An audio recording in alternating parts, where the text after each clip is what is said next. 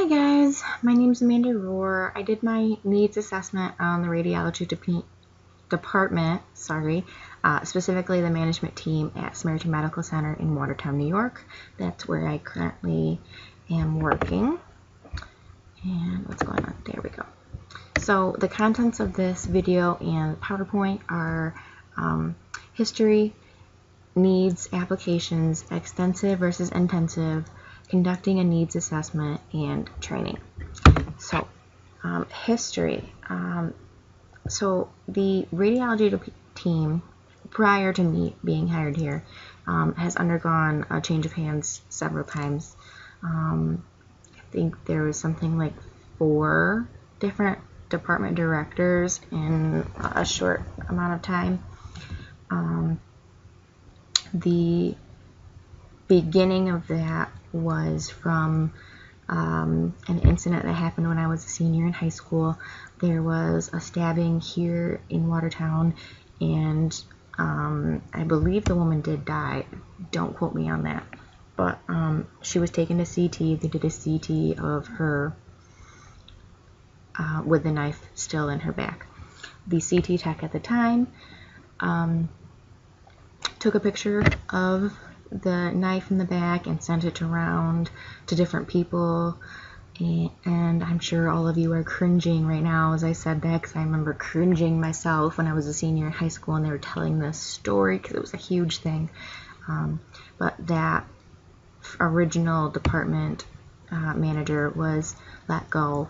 It wasn't his fault, but he just felt that the situation wasn't handled properly, and so they completely got rid of a ton of people, upper level management as well, and some other management has been brought in, and I guess they just didn't cut it, and various things happened.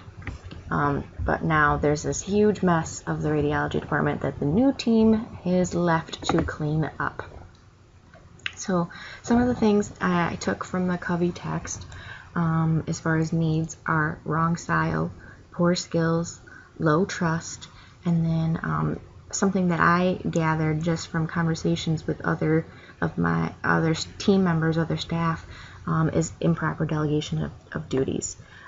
It's caused a lot of drama with some of the techs because they feel that things could be handled differently, different assignments could be given to different people, and it would give everyone kind of a sense of pride and power, and instead of having everything sit on one person's shoulders.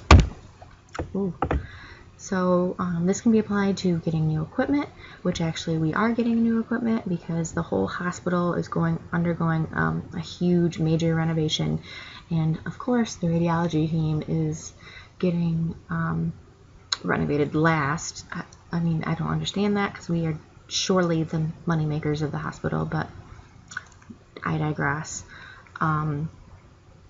A new staff to replace several of the other team members which are close to retirement, communication problems, trust issues, drama between the staff, which there's unfortunately, I mean, there's going to be drama anywhere, and then building and reshaping the old bad habits, which I'm just now seeing that I should switch those words around there.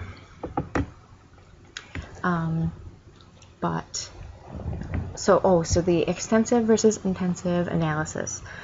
So this is figuring out, you want, say, for a machine, if you have all of parts together working to create to achieve some sort of goal, if you separate those parts, they should all be able to work independently to maintain and achieve that same goal.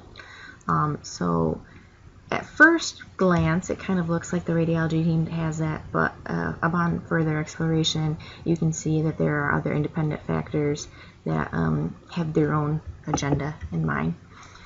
So this is the survey I gave out to people. So what I did is I gave everyone a chance to rate 0 to 10, 10 being the best, and then I averaged them together. So for the radiology department management, handling stress, they were rated a 6.2.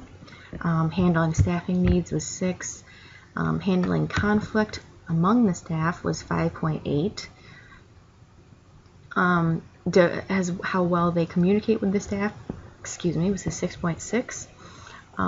How well they listen to the staff was a 5.8. This number is absurd, and I don't understand where this came from, but apparently the department as a whole is a 7. And then attempting to fight for new equipment. Again, this is a number I don't really understand because we're getting all new equipment and all new software. We're getting a brand new floor room and all new, we're going to get probably a whole new vendor. We have Siemens currently, but I personally am not a fan of it. New portables, new C-arms for both the OR and the pain clinic. Apparently people aren't happy that we're getting new equipment. I don't understand. I don't know. This is what happens, I guess, when you get a very small sample size from very biased staff members.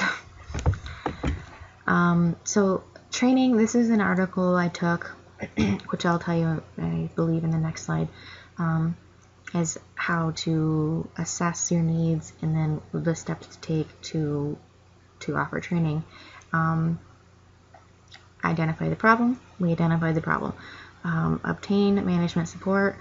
I didn't really do that because this was about management and I didn't want to cause drama over a silly school project.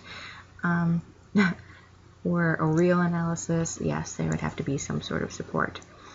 Develop the data, that's what I got with my survey, and then determining the cost versus benefits of training. So this is the ability for management to see that the overall beneficial outcome is going to be greater than the cost of putting in, the financial cost putting into actual training.